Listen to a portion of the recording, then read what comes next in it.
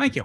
I'm Isaac Davis. I'm a postdoc at Yale Psychology, and I'm going to be presenting some work done in collaboration with Yarrow Dunham and Julia Jarrett-Ettinger.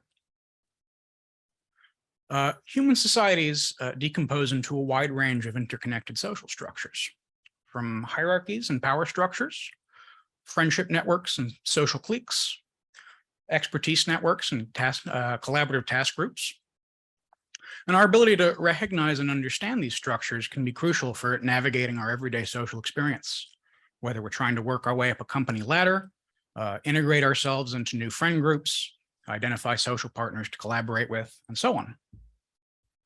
In this project, we take a computational approach to investigating whether and how people can infer the internal structure of human social collectives. Now, in some cases, social structure is communicated explicitly. For example, when starting a new job, you'll probably be told who you report to and who reports to you. But we propose that people can also infer these latent social structures from relatively sparse observations of certain types of social interaction. So to help prime our intuitions about this, I'm going to show a short compilation of clips from the first episode of the TV series Downton Abbey. And I don't know if I can play this or if you have to play this in the back. You like the service all breakfast? Yes, Mrs. Fatmore. You finished blocking that stove? Yes, Mrs. Fatmore. Where have you been? I'm not late, am I? You're late when I say you're late. Izzy, whatever are you doing there? Crouching in the dark. You weren't here and I didn't like to touch the curtains with my dirty hands. Is the library tidy? Yes, Mrs. Hughes. Good. I want the dining room given a proper going over today. You can do it when they've finished their breakfast. Hey, Mary, are the tea trays ready? All ready, Mrs. Patmore. If the water's boiled, could you give us a hand to take the other two up? I've got a ladyship's to carry. I'll help. So hopefully these clips gave you some fairly strong intuitions about the underlying social structures. Who has authority over whom, who's friendly with whom, who fulfills orders without question, and who is the standing to push back a bit or redirect those orders. And we've gotten all these intuitions from a few brief snippets of interaction. So we've proposed that certain types of social interaction can serve as a strong signal to the underlying social structures. And we develop and test a computational model of this capacity. More specifically, we propose that people possess internal generative models of certain types of social institutional behavior, which we refer to as intuitive sociologies. And we propose that people can invert these generative models to infer latent social structure from patterns of interaction between agents. So now I'll go through our conceptual approach and computational framework. At a high level, we're considering the following inference problem. We have a set of agents and a data set comprising some interactions between these agents. And we want to figure out what social structure best explains the interactions that we've observed. As I've alluded to, social structures can take many different forms and reflect many different social dynamics. And so we take a very general formalization of social structure, defined in terms of an assignment of agents to clusters, reflecting the different roles or types that an agent can occupy, and a set of typed edges between clusters, reflecting the different ways that agent roles can relate to one another. And we formalize our problem as a process of inferring which social structure best explains the interactions that we've observed, which we compute using Bayes' rule, where the likelihood term captures our intuitions about how social structure influences and constrains social interaction, and the prior term captures our expectations about the likelihood of different kinds of social structures in the absence of any evidence. So now I'll go over how we derive these terms in more detail. So the first main component of our model are these intuitive sociologies, which capture the roles and relations that agents can occupy in a structure, and a set of expectations about how these roles and relations manifest in the way that agents interact with each other. So to make this a little more concrete, suppose these agents work in the same office. One type of relation we might expect in this context is an authority relation. For example, if Red is a manager and Green is an intern, we probably expect that Red has authority over Green, and we probably have some expectations about how that authority manifests in their interactions. In particular, we probably think that Red is more likely to tell Green what to do than vice versa, and that Green is pretty likely to fulfill those orders. On the other hand, if Red does not have authority over Green, we might think that Green is more likely to refuse those orders or to redirect to another agent. Similarly, suppose we also know that purple and orange are close friends outside of work. Well, orange and green are just work acquaintances.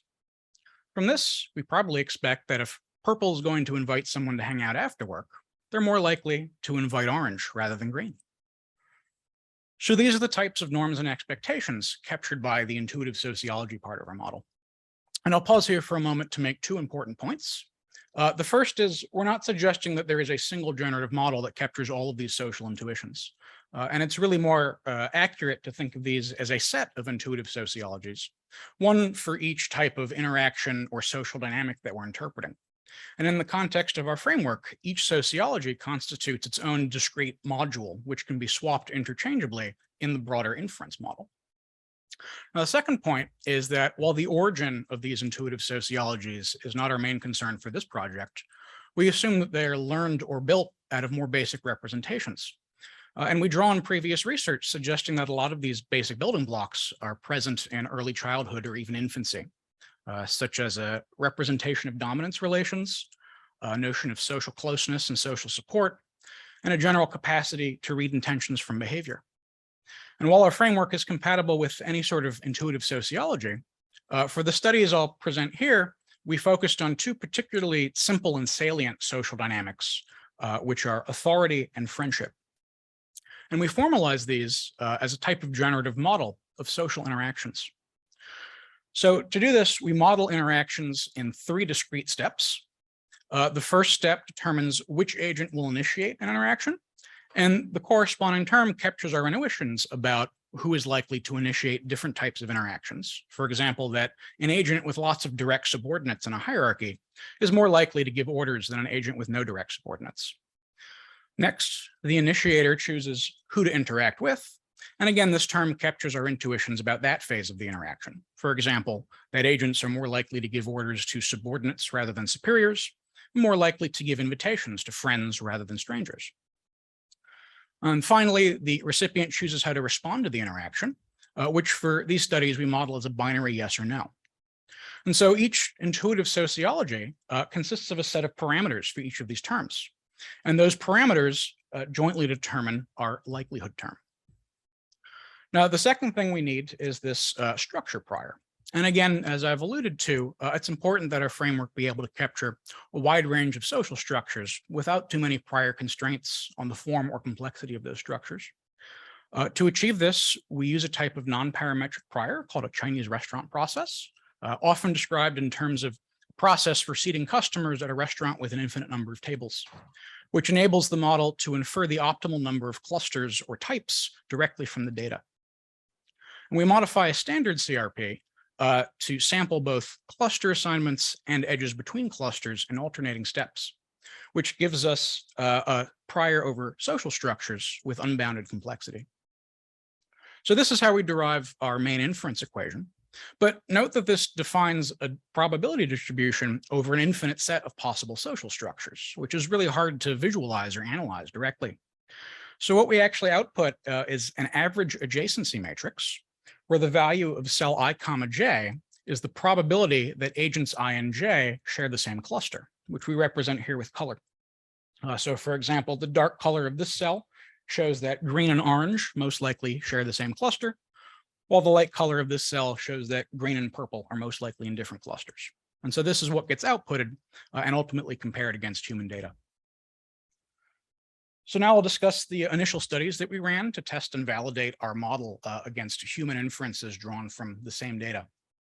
To do this, we designed a series of animations depicting interactions between 5 agents who work at the same office.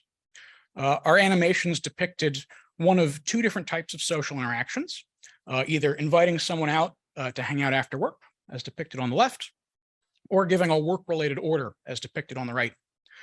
And after each interaction, the recipient can respond positively with a thumbs up or negatively with a thumbs down.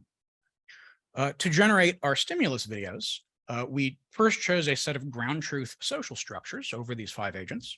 And for each one, we sampled a sequence of 7 interactions from the generative model corresponding to that structure. And it's important to note here that this is a noisy process. And so many of our stimulus videos include interactions that violate the norms of the ground truth structure. such as a subordinate agent attempting to give an order to a superior agent. So after watching each video, participants were asked to drag and drop the agents into clusters, from which we computed the average adjacency matrix induced by participant responses for each trial, which takes the same output form as what we get from a model. Now, for our analysis, our main aim was just to see generally how well our model predictions track with participant inferences. But we also wanted to better understand the role of the specific social expectations used when generating these inferences.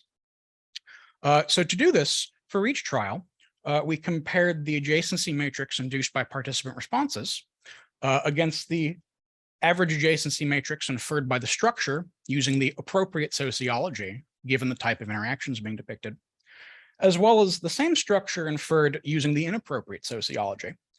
So for example, here, the matrix all the way on the right is what we get when the model attempts to interpret data that depict work-related orders using the same norms and expectations that govern social invitations. And I'll emphasize again that it's the same inference model and that these sociologies are their own modules that can be swapped interchangeably. So here's what these comparisons look like for our first study, in which the stimuli depicted social invitations. In this figure on the left, the first two columns represent the ground truth structure used to generate the interactions for that stimulus. The next two columns denote the adjacency matrices inferred by the model using each version of the sociology. And the rightmost column shows the adjacency matrix induced by participant responses. And for a more quantitative analysis, we also computed correlations between participant responses and the structures inferred by each version of the model. And what we find is that participant responses correlate strongly and significantly with predictions generated using the appropriate sociology, in this case, the friendship sociology, but are negatively correlated with predictions generated using the incorrect sociology. And we also see strong qualitative similarities between the predicted structures and those inferred by participants. Now here's the same comparisons for our second study, in which interactions depicted work-related orders. In general, we see the same trend in that participant inferences were strongly and significantly correlated with predictions generated using the correct, in this case, authority sociology, though the correlations were generally more varied across trials as compared to the first study. Now, this was expected to some degree, largely because authority is an anti-symmetrical relation, and therefore harder to generalize across agents as compared to a symmetrical relation like friendship, especially from such a small and noisy data set of interactions. But we still see the same general trend in that participant inferences were substantially and significantly more correlated with predictions generated using the appropriate sociology for the interactions being depicted. So just to quickly recap, in our everyday social interactions, we have to navigate a wide range of complex interconnected social structures, reflecting a wide range of underlying social dynamics. And we proposed that people have a capacity to infer these social structures from relatively sparse observations of social interactions, and that we do so by leveraging these internal generative models of social behavior in the context of a social structure. We ran 2 experiments in which participants inferred latent social structure from short and relatively noisy animated videos depicting interactions between agents. And the results of these studies provide converging support for our hypothesis, but also demonstrate the importance of the specific social expectations used when interpreting these interactions. And so this work constitutes an important first step towards understanding the human capacity to infer social structure from social interaction. Now, there do remain a number of unanswered questions that warrant further investigation. First, well, I kind of glossed over it earlier. It is important to understand how we actually learn and build up these intuitive sociologies.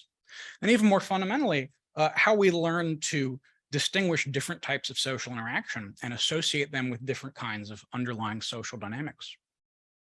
Additionally, while this project focuses on how we learn these social structures, it's also important to understand how we actually leverage these representations when navigating or embedding ourselves into social environments. Thank you for listening, and a quick thank you to my collaborators and labs. And I'm happy to take questions.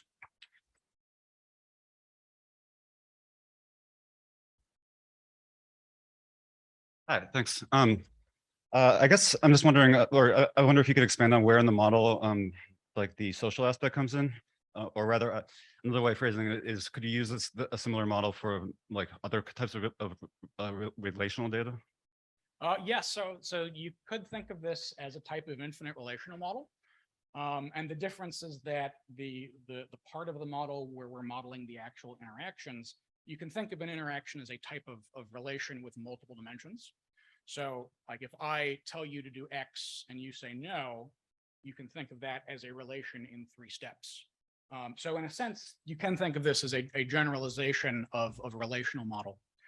But the way we capture the relation are drawn from people's intuitions about how these interactions usually occur. So that, yeah, answer your question. Cool. Very cool work.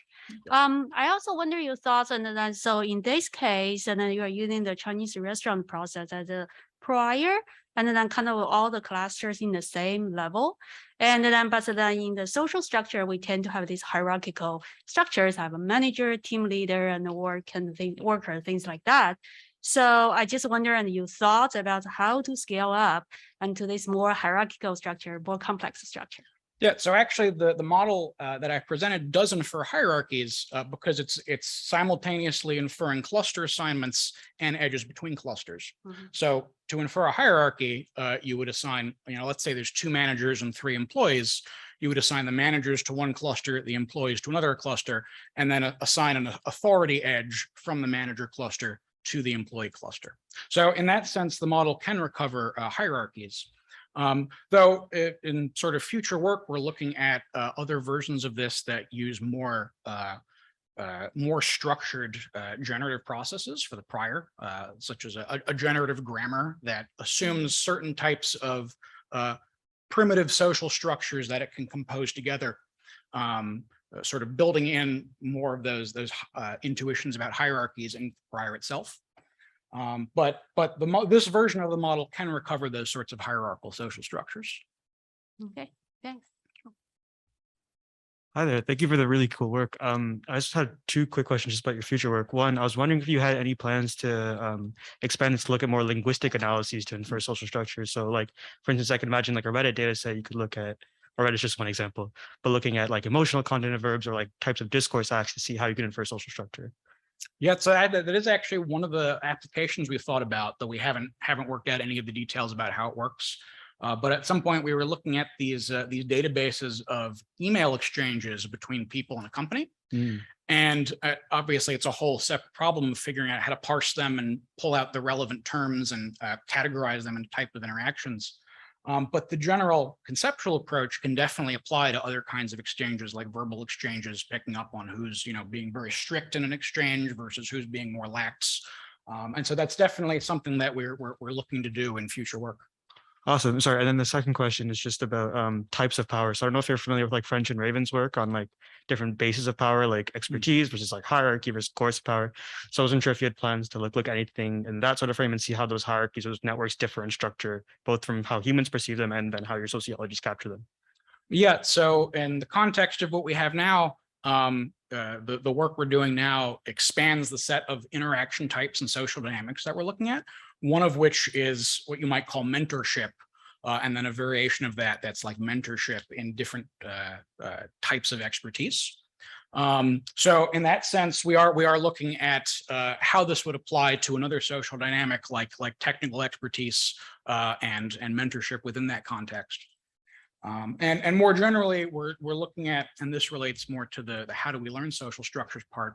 We're thinking about like, are there more fundamental dimensions that characterize different types of interactions, and whether that can give us sort of a more flexible and holistic way of characterizing different types of authority, different types of expertise. So that's sort of further in the future, but that's definitely something we have an eye on for future work. That's really neat. Thank you. Hello, thank you for your talk. My question is a bit more speculative, I guess, but sorry, I have to collect my question again. Do you think, that you had very extreme versions of authoritative or like an equal footing of this relationship. Part one is, do you think there is a more gradual, some space in between, I guess, where there's like a friendship, but there is also some sort of authority in between? And also the other part is, do you think there are individuals that might have a different tendency to interpret some interaction as a more authoritative or more equal, well, interaction? That's interesting. So the first part, one limitation of the current version of the model is that all of these social dynamics are treated as independent. So you could use the model to discover that, I'm your boss, but we're also friends, but they would happen independently. It would just be that, you observe me giving you orders, but also us hanging out with each other. But in line with this idea of sort of a more general characterization of social interactions, we're looking at how we can better capture how these dynamics interact with each other. Like you might imagine there's a general expectation that friendships are more likely to occur within the same level of hierarchy. Bosses are more likely to be friends with each other. Lower level employees are more likely to be friends. And so we're definitely looking at these types of interactions between social dynamics. I've forgotten the second part of your question. I'm sorry. Are there individuals that might have a tendency to interpret like single interactions as a more authoritative or more like friendship-like interaction? Definitely. So when we were building these models, the sociologies were parameterized. We put priors over those parameters and then tune those priors to participant data in an earlier pilot study.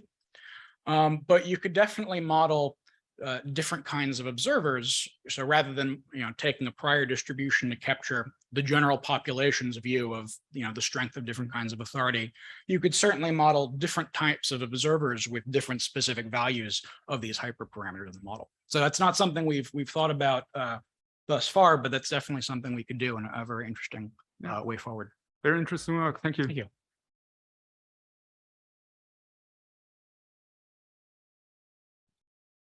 We have a question online.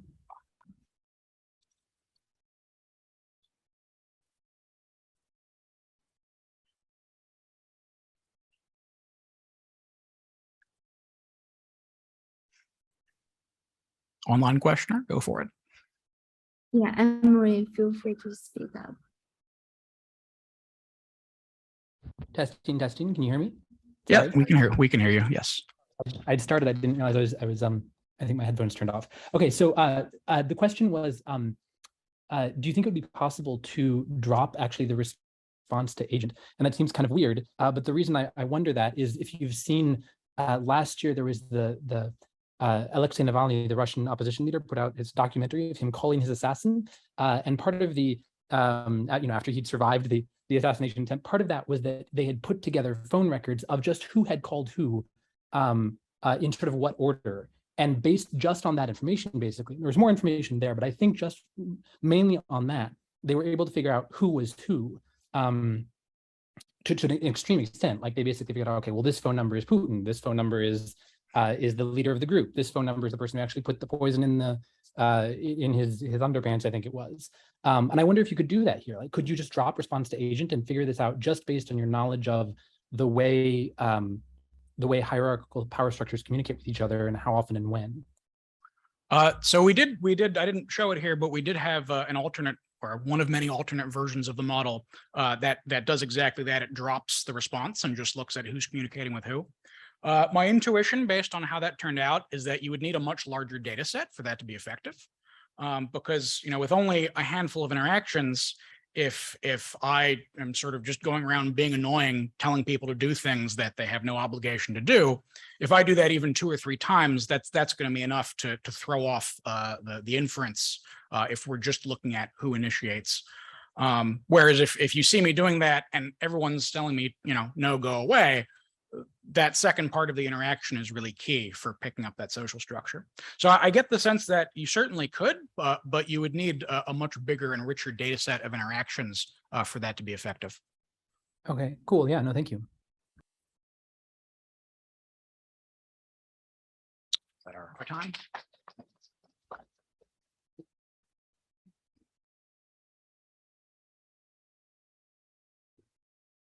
Okay, thank you very much again, Isaac. The next speaker is Shannon Burns. She will be joining us virtually. She's from Carnegie